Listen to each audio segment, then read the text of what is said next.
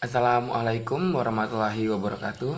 Perkenalkan, nama saya Vicky Saputra. Saya merupakan mahasiswa PLP dari Universitas Taloako, Fakultas Keguruan dan Ilmu Pendidikan, Program Studi Pendidikan Biologi. Ya, baiklah. Pada kesempatan kali ini kita akan membahas materi tentang translasi.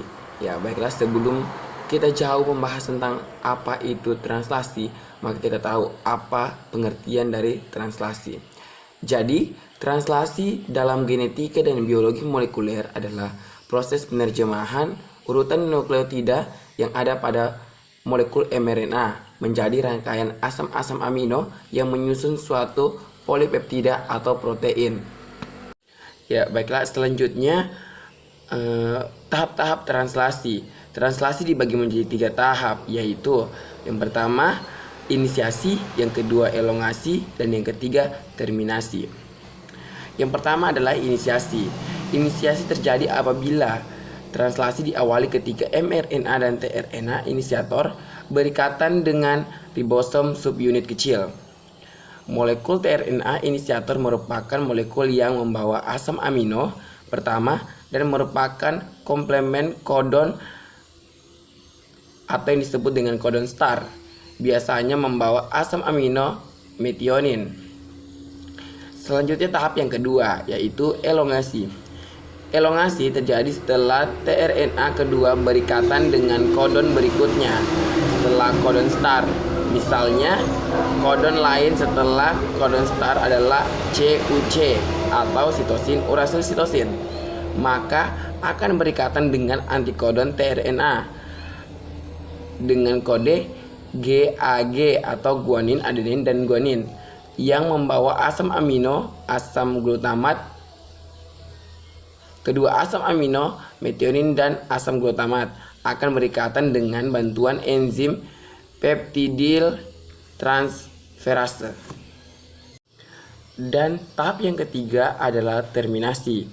Terminasi terjadi apabila translasi akan terhenti ketika ribosom mencapai kodon stop pada mRNA. Kodon stop yang dimaksud yaitu UAA, UAG, UGA atau urasil adenin-adenin, urasil adenin-guanin, urasil guanin-adenin.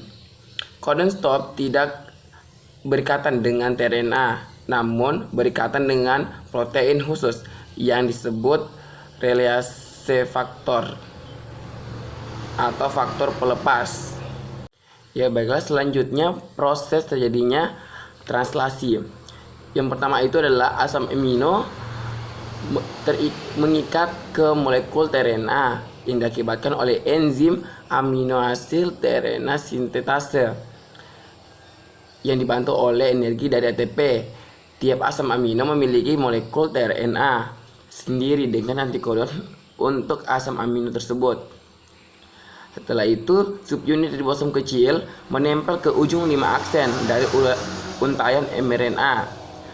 Dia bergerak sepanjang mRNA sampai bertemu kodon star. Di sana tRNA pertama dan subunit ribosom besar bergabung.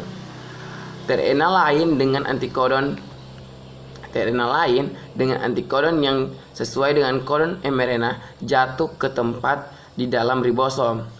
tRNA pertama menurunkan asam aminonya, memutuskannya dan pergi untuk mengambil asam amino lain.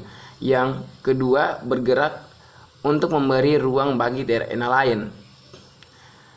Setelah itu tRNA menurunkan asam aminonya. Mereka membentuk rantai dari asam amino yang ditautkan dengan ikatan peptida. Saat ribosom sampai kodon stop, dia melepaskan polipeptida yang sudah jadi.